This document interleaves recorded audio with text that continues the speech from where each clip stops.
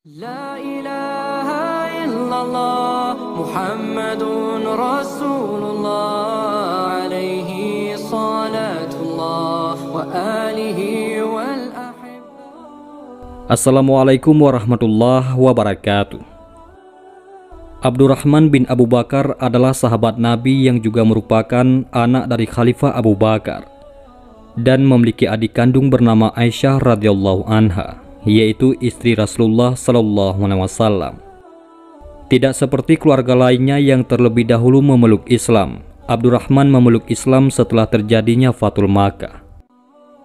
Ia merupakan lukisan nyata tentang kepribadian Arab dengan segala kedalaman dan kejauhannya. Ayahnya adalah orang pertama masuk Islam, yakni As-Sabiqun al-Awwalun, yang memiliki corak keimanan tiada tara terhadap Allah dan Rasul-Nya. Ayahnya lah sahabat yang bersama Rasulullah berada dalam Gua Sur ketika Allah Subhanahu wa Ta'ala memerintahkan kepada kaum muslimin untuk berhijrah ke Madinah. Tetapi Abdurrahman termasuk salah seorang yang keras selaksana batu karang menyatu menjadi satu, senyawa dengan agama nenek moyangnya dan berhala-berhala Quraisy. Hidayah Allah belum mengalir ke dalam relung jiwanya ketika kaum muslimin sudah hijrah ke Madinah, sehingga ia tetap berada dalam barisan orang-orang yang memusuhi Islam. Bahkan ketika perang Badar meletus, ia tampil sebagai barisan penyerang di pihak tentara musyrik. Dan di perang Uhud, ia mengepalai pasukan pemanah yang dipersiapkan Quraisy untuk menghadapi kaum muslimin.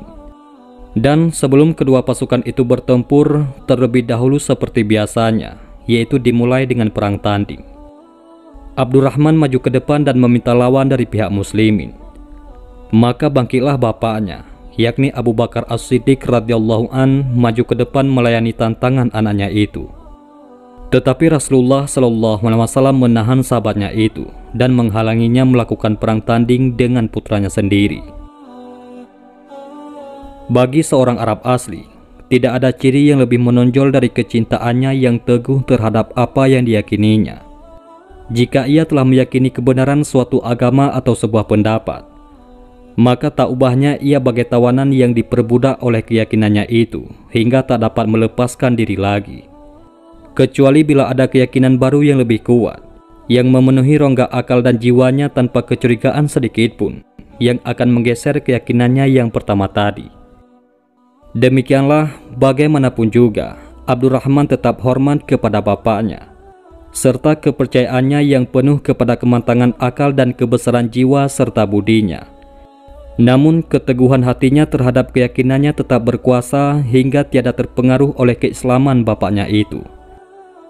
Maka ia berdiri teguh dan tak beranjak dari tempatnya, memikul tanggung jawab akidah dan keyakinannya itu, membela berhala-berhala Quraisy dan bertahan mati-matian di bawah bendera dan panji-panjinya, melawan kaum mukmin yang telah siap mengorbankan jiwanya.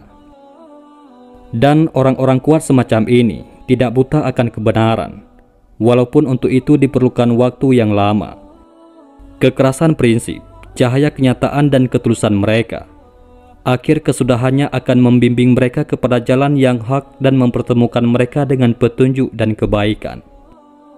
Dan pada suatu hari, datanglah saat yang telah ditetapkan oleh takdir itu, yakni saat ia menandai kelahiran baru dari Abdurrahman bin Abu Bakar As-Siddiq. Pelita-pelita petunjuk telah menyuluhi dirinya, hingga mengikis habis bayang-bayang kegelapan dan kepalsuan warisan jahiliyah. Dilihatnya Allah Maha Tunggal lagi esa di segala sesuatu yang terdapat di sekelilingnya. Dan petunjuk Allah pun mengurat makar pada diri dan jiwanya, hingga ia pun bersimpuh di hadapan Allah menyatakan diri masuk Islam. Secepatnya ia bangkit melakukan perjalanan jauh menemui Rasulullah sallallahu alaihi wasallam untuk kembali ke pangkuan yang hak. Maka bercahayalah wajah Abu Bakar karena gembira ketika melihat putranya itu berbaiat kepada Rasulullah sallallahu alaihi wasallam. Dalam suatu kesempatan, Rasulullah sallallahu alaihi wasallam pernah bersabda bahwa orang yang terbaik di kala jahiliyah adalah orang yang terbaik juga ketika ia masuk Islam. Begitulah Abdurrahman bin Abu Bakar. Di waktu kafirnya, ia adalah seorang perwira jantan yang tak terkalahkan. Saat ia memeluk Islam, kegagahannya pun ia tampilkan. Tiada suatu harapan yang menariknya, tiada pula suatu ketakutan yang mendorongnya. Hal itu tiada lain hanyalah suatu keyakinan yang benar dan tepat, yang dikaruniakan oleh hidayah Allah dan taufiknya. Dan mulai saat itu, Abdurrahman pun berusaha sekuat tenaga untuk menyusul ketinggalan-ketinggalannya selama ini, baik di jalan Allah maupun di jalan Rasul dan orang-orang mukmin. Di masa Rasulullah SAW, begitupun di masa khalifah-khalifah sepeninggalannya, Abdurrahman tak ketinggalan mengambil bagian dalam peperangan dan tak pernah berpangku tangan dalam jihad yang aneka ragam. Dalam perang Yamamah yang terkenal itu, jasanya amat besar. Keteguhan dan keberaniannya memiliki peran besar dalam merebut kemenangan dari tentara Musailamah dan orang-orang murtad. Bahkan ialah yang menghabisi riwayat Mahkam bin Tufail, yang menjadi otak perencana bagi Musailamah.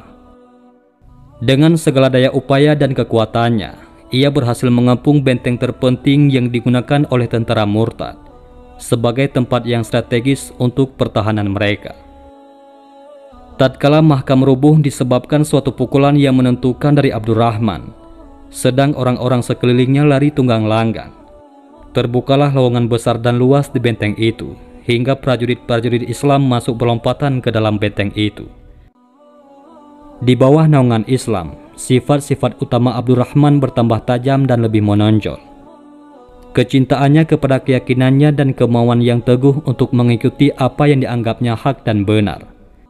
Kebenciannya terhadap bermanis mulut dan mengambil muka, semua sifat ini tetap merupakan sari hidup dan permata kepribadiannya. Tiada sedikit pun ia terpengaruh oleh sesuatu pancingan atau di bawah sesuatu tekanan. Bahkan juga pada saat yang amat gawat, yakni ketika Muawiyah memutuskan hendak memberikan bai'an sebagai khalifah bagi Yazid dengan ketajaman senjata. Muawiyah mengirim surat bai'an itu kepada Marwan, yakni gubernurnya di Madinah, dan menyuruh dibacakannya kepada kaum muslimin di masjid. Marwan melaksanakan perintah itu, tetapi belum lagi selesai ia membacakannya, Abdurrahman bin Abu Bakar pun bangkit dengan maksud hendak merubah suasana hening yang mencengkam itu menjadi banjir protes dan perlawanan keras. Ia berkata, "Demi Allah, rupanya bukan kebebasan memilih yang Anda berikan kepada umat Nabi Muhammad SAW, tetapi Anda hendak menjadikannya kerajaan seperti di Romawi, hingga bila seorang kaisar meninggal, tampillah kaisar lain sebagai penggantinya." Saat itu Abdurrahman melihat bahaya besar yang sedang mengancam Islam, yakni seandainya Muawiyah melanjutkan rencananya itu, akan merubah hukum demokrasi dalam Islam, di mana rakyat dapat memilih kepala negaranya secara bebas, menjadi sistem monarki, di mana rakyat akan diperintah oleh raja-raja atau kaisar-kaisar yang akan mewarisi tahta secara turun-menurun. Abdurrahman bin Abu Bakar didukung oleh sebagian kaum muslimin yang dipimpin oleh Husain bin Ali, Abdullah bin Zubair, dan Abdullah bin Umar. Namun mereka tidak mau berbuat gegabah dan memperingatkan Abdurrahman atas kecaman kerasnya. Tetapi Abdurrahman tidak putus-putusnya menyatakan batalnya bai'an ini secara terus terang. Kemudian Muawiyah mengirim utusan untuk menyerahkan uang kepada Abdurrahman sebanyak 100.000 dirham dengan maksud hendak membujuknya. Tetapi Abdurrahman melemparkan harta itu jauh-jauh. Lalu ia berkata kepada utusan Muawiyah, "Kembalilah kepadanya dan katakan bahwa Abdurrahman tak hendak menjual agamanya dengan dunia." Tatkala ia mengetahui bahwa Muawiyah sedang bersiap-siap hendak melakukan kunjungan ke Madinah, Abdurrahman segera meninggalkan kota itu menuju Makkah. Ternyata Allah Subhanahu wa Ta'ala mempunyai cara tersendiri untuk menghindarkan hambanya dari bencana akibat pendiriannya ini. Karena baru saja ia sampai di luar kota Makkah dan tinggal sebentar di sana, ruhnya pun berangkat menemui Sang Maha Pencipta, yaitu Allah Subhanahu wa Ta'ala. Orang-orang mengusung jenazahnya di bahu-bahu mereka dan membawanya ke suatu dataran tinggi kota Makkah, lalu memakamkannya di sana, yakni di bawah tanah yang telah menyaksikan masa jahiliyahnya dan juga telah menyaksikan masa Islamnya, yakni keislaman seorang laki-laki yang benar, berjiwa bebas dan kesatria. Demikianlah kisah Abdurrahman bin Abu Bakar. Wallahu a'lam bishawab.